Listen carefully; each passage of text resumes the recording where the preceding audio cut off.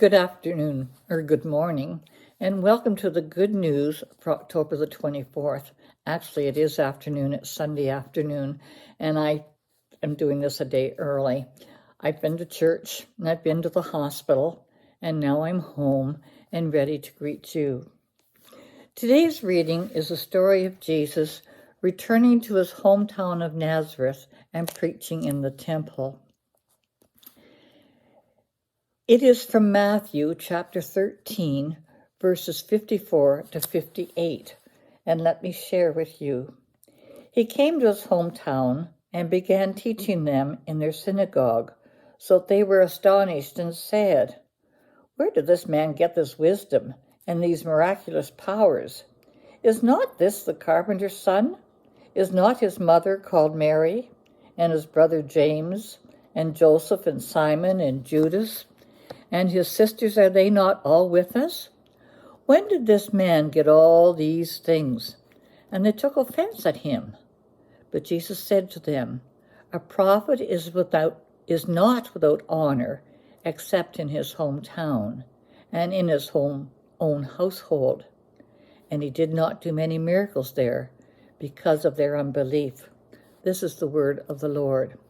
Well, I wonder how many of you can relate to this passage, where you have come across a situation where people in your own area were less willing to give you credit for what you could do than people who are strangers. I can relate to this, and I wasn't all that surprised when I read this passage that the people in his hometown were not willing to believe him. I remember years ago when I was teaching, and I was asked to do workshops. And if I was doing a workshop out of town, let's say in Woodstock, London, Simcoe, wherever I might be, I was always well received. And I wasn't nervous. People looked at me as somebody with authority and maybe somebody who had something to offer. And then I was asked to do workshops in my own area. And basically people were polite there.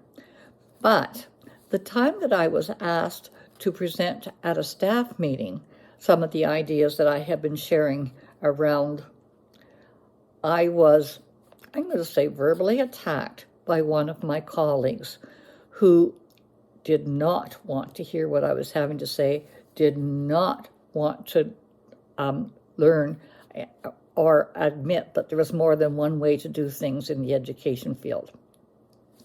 So I talked about this with my daughter, Susan, who was home and spent some days with me this past week. And she said, Mom, sometimes people just aren't ready to hear what you have to say, and they approach you with a closed mind. And I thought, how wise is that? Maybe the people in Jesus' hometown were not ready to hear what he had to say. Maybe the people in my school were not willing to hear what I had to say. After all, who was I? Just another colleague in the school. Why should I be telling them how they could possibly do things differently? So I decided after this that I would look and see what some of the commentators had to say about this passage. And I better go to my notes so that I'm not... Okay, so one commented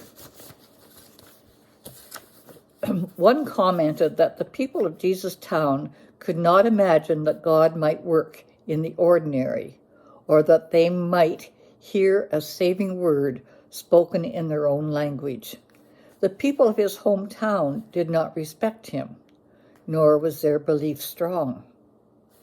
Another commentator said that Jesus' rejection in Nazareth, and combined with the death of John the Baptist, sets the stage for the next set of stories of Jesus' power and reflections on faith. Through the parables, we have been warned that many will not have the ears to hear, or the eyes to see, or the heart to understand.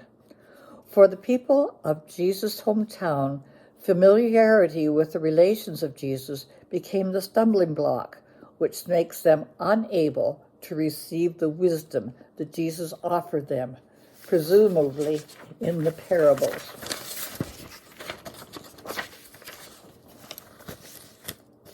Oh, I had a bit more. Where was it? Oh, okay.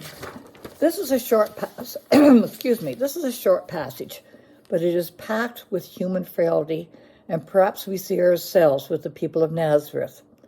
The good news is that we know that Jesus did carry on to preach and to do miracles, and there were people with ears to hear, eyes to see, and hearts to understand. Please join me today as I have chosen the 23rd Psalm as my prayer.